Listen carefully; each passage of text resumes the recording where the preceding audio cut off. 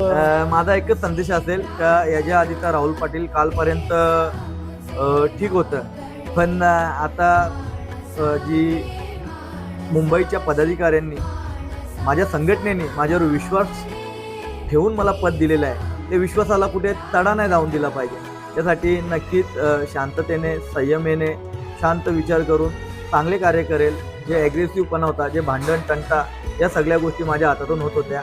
याच्यापुढे मी ह्या कुठेतरी गोष्टी साईडला ठेवून चांगलं कार्य करेल, कारण की मला कार्य करायची संधी भेटली. ते संधीचं सोनं 100% मी चांगलं करणार.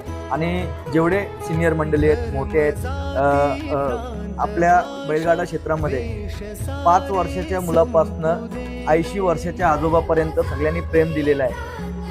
त्यांच्याच प्रेमापोटी, त्यांच्या आशीर्वादाखातीर त्या बैलगाडा क्षेत्राला 7 समुद्राच्या पलीकडं अजून काय मोठं योगदान करता येईल ते करायचं आम्ही सगळे एकत्र जाऊन